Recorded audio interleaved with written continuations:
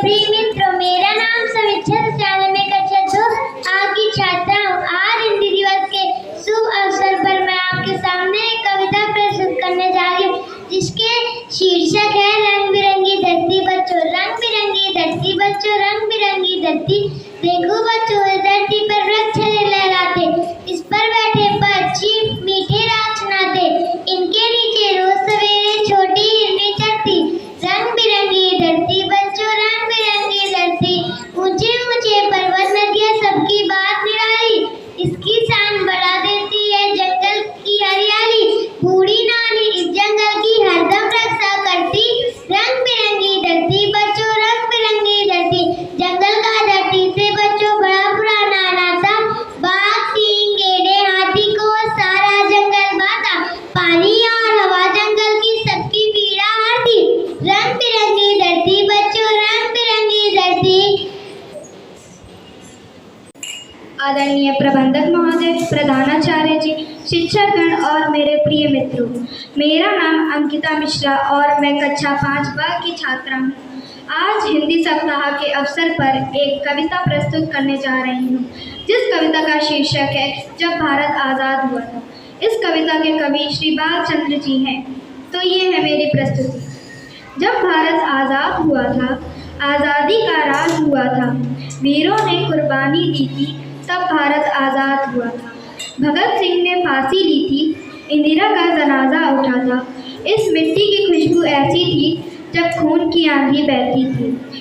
वतन का जज्बा ऐसा था जो लड़ता लड़ता जा रहा था, लड़ते लड़ते जाने गई तब भारत आज़ाद हुआ था। फिरंगियों ने वतन तोड़ा, इस देश के रिश्तों को तोड़ा, तब भारत 2 भाग में बटा था, एक हिस्सा हिंदुस्तान दूसरा पाकिस्तान कहलाया था। सरहद नाम की रेखा खींची जिसे कोई पार न कर पाया था, न जाने कितनी माएँ रोई थी, न जाने कितने बच्चे भूखे सोए थे। हम सब ने साथ रहकर एक ऐसा समय भी काटा था, वीरों ने कुर्बानी दी थी, तब भारत आज़ाद हुआ था। धन्यवाद। आदरणीय प्रबंधक महोदय, प्रधानाचार्य जी, शिक्षकगण और मेरे प्यारे मित्रों, मेरा नाम अंशिका कुमारी है। मैं कक्षा 1 की छात्रा हूँ। आज हिंदी दिवस के शुभ अवसर पर, जिसका शीर्षक है बगिया में खुशबू फैलाते, बगिया में खुशबू फैलाते, रंग बिरंगे प्यारे फूल वन वन में आनंदित करते, सारे रंग से न्यारे फूल, नीले पीले लाल गुलाबी कई रंग के होते फूल। दिन भर आचार्य जी, शिक्षकगण एवं मेरे प्रिय मित्र, मेरा नाम चित्रांश द्विवेदी है। मैं कक्षा 5 का छात्र हूँ। आज हिंदी सप्ताह के शुभ अवसर पर मैं आप सबके सामने एक कविता झांसी की रानी प्रस्तुत करने जा रहा हूँ। इस कविता के रचयिता का नाम है सुभद्रा कुमारी चौहान। यह है मेरी प्रस्तुति। शासन ही लूटे राजवंशों ने भ्रमटी ठानी थी, बूढ़े भारत में भी आई फिर से नई जवानी थी, गुमी हुई आज़ादी की कीमत सबने पहचानी थी, धूल फिरंगी को करने की सबने मन में ठानी थी। चमक उठी सन 57 की वह तलवार पुरानी थी, चमक उठी सन 57 की वह तलवार पुरानी थी, बुंदेले हर बोलों के मुँह से हमने सुनी कहानी थी, खूब लड़ी मर्दानी वह तो झांसी वाली रानी थी।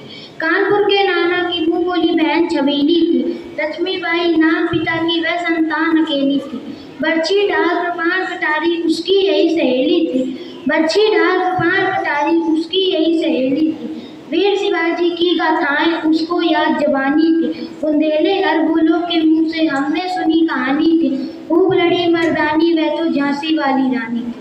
उदित हुआ सौभाग्य मुदित महलों में उजियाली छाई, उदित हुआ सौभाग्य मुदित महलों में उजियाली छाई, किंतु काल गति चुपके चुपके काली घटा घेर लाई, निसंतान मरे राजा की रानी शोक समानी थी, बुंदेले हर बोलों के मुँह से हमने सुनी कहानी थी, खूब लड़ी मर्दानी वह तो झांसी वाली रानी थी।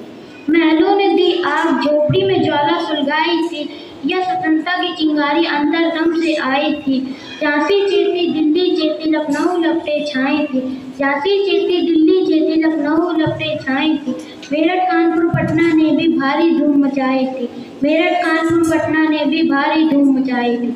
जबलपुर कोल्हापुर में भी कुछ हलचल नुकसानी थी। बुंदेले अरबोलों के मुंह से हमने सुनी कहानी थी।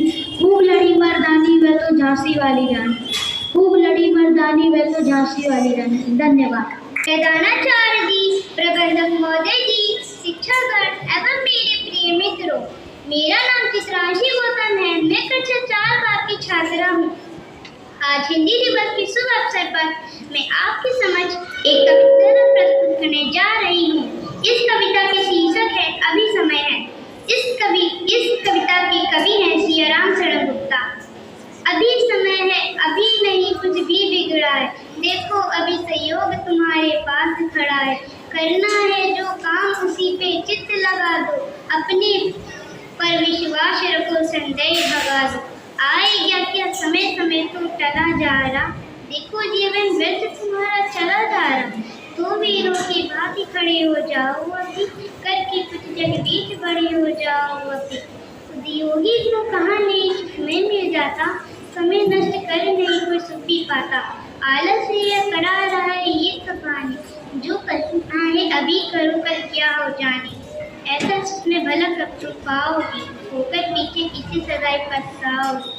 तो इसमें वह काम क्यों ना तुम कर जाओ, सुखी रहे संसार तथा तुम भी सुख पाओ। धन्यवाद।